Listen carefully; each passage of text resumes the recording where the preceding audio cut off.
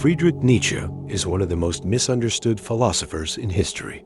We've turned his profound, terrifying insights into cheap Instagram quotes, stripping them of their power. But what if his true message wasn't a celebration of strength, but a guide for the moment you are broken?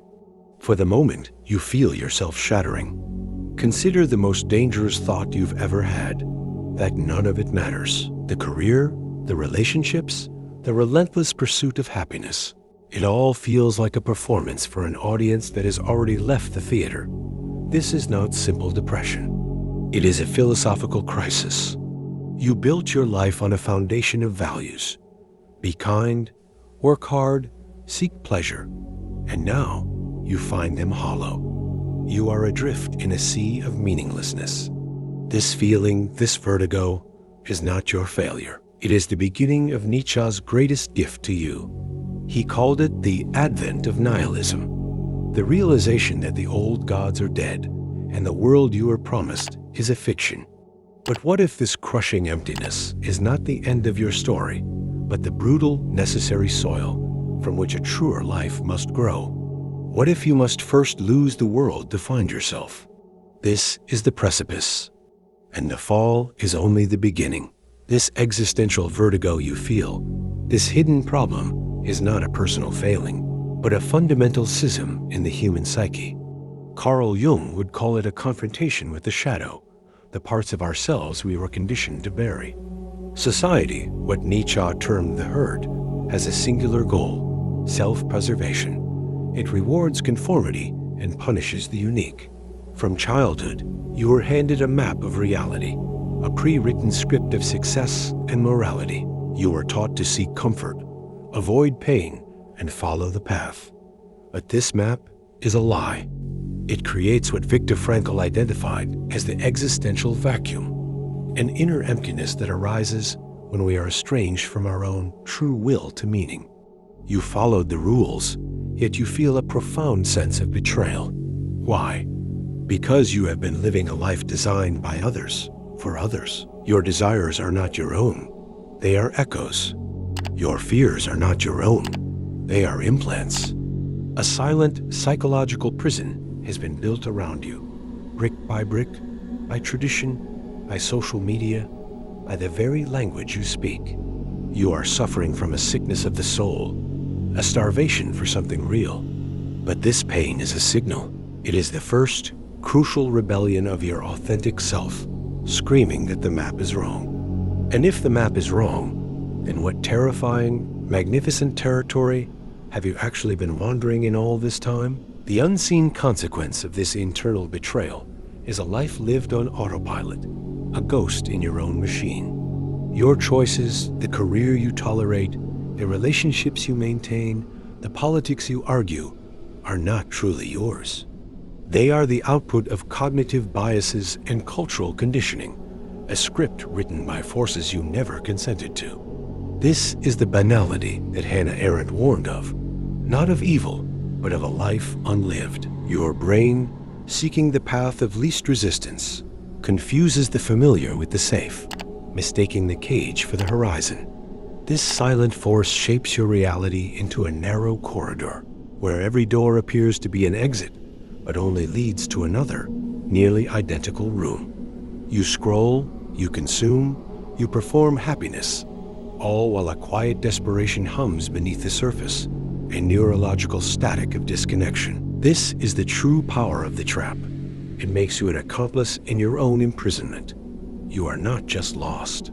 You are actively building the walls that contain you, brick by anxious brick. The urgency lies here. With every day you remain asleep, the path back to your own will becomes fainter, overgrown by the thicket of a borrowed life. But if you are the builder of your own prison, what does that make you, if not also its potential demolisher? The rebellion begins not with a roar, but with a single heretical whisper: I refuse.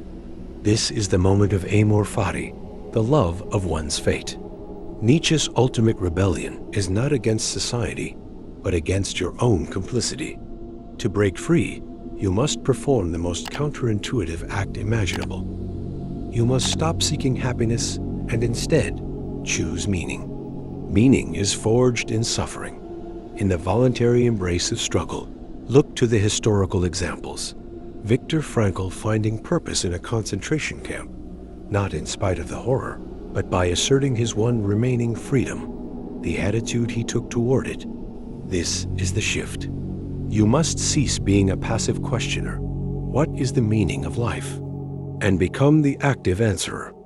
Your life is the question, and your actions, your choices, your endured struggles are the answer. You reclaim control by imposing your will upon chaos.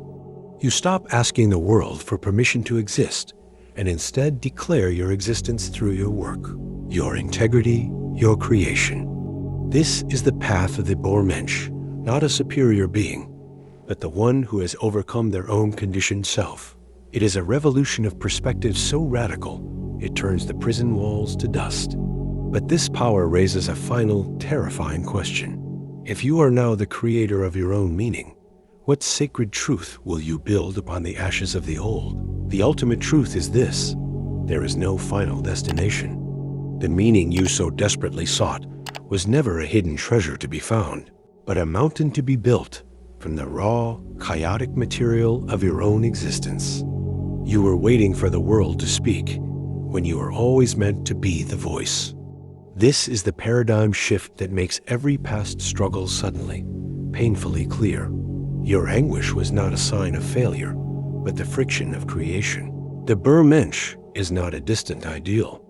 It is the continuous, moment-to-moment act of willing your own values into the void. You are the artist and the marble, the sculptor and the stone. There is no script, no divine audience, no judge, but the one you install yourself. This is the terrifying, sublime freedom that has been waiting for you all along. It redefines reality from a puzzle to be solved into a canvas awaiting your stroke. So do not ask for a lighter burden, but for a stronger back. Do not seek a guide, but become the pathfinder. The world is not here to give you meaning. You are here to scream your meaning into the silent, star-filled abyss, and in that act of defiant creation, you will find that you were never alone because you had finally come home to yourself. Nietzsche's insights can illuminate this challenge. He argued that we need to create our own values and meaning in life, rather than relying on external sources. This can be a daunting task, but it's also incredibly liberating. By taking responsibility for creating our own values, we can break free from the constraints of traditional morality and forge our own paths in life. The struggle with nihilism is real, and it's something that many people face. It's the feeling that life has no inherent meaning, and that we're just making it up as we go along. But Nietzsche would say that this is actually a liberating realization. If we acknowledge that life has no inherent meaning, then we're free to create our own. So, how do we do this? Nietzsche's philosophy offers some clues.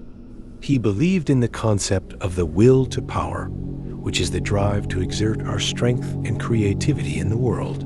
He also believed in the idea of the Mensch, or Superman, who represents the ultimate goal of human evolution. The Mensch is often misunderstood as a kind of superhero, but it's actually much more nuanced than that. The Mensch represents the individual who has transcended conventional moral and cultural norms, and has created their own values and meaning in life. This is not someone who is above others, but rather someone who is beyond the limitations of traditional morality. One powerful analogy that illustrates Nietzsche's philosophy is the story of his own transformation. He was a sickly and introverted young man who transformed himself into a powerful and confident individual through sheer force of will. He did this by pushing himself to the limits of his physical and mental endurance, and by creating his own values and meaning in life. As I reflect on Nietzsche's philosophy, I'm struck by its relevance to our modern lives. We live in a world that often values conformity and obedience over individuality and creativity. But Nietzsche's ideas encourage us to challenge these norms and to forge our own paths in life. In conclusion, Friedrich Nietzsche's philosophy offers a powerful framework for navigating today's complexities. His ideas on individuality, morality, and the human condition are more relevant than ever, and they offer a compelling vision of how we can create our own values and meaning in life. If you're interested in exploring more philosophical concepts, be sure to check out my other video on the topic.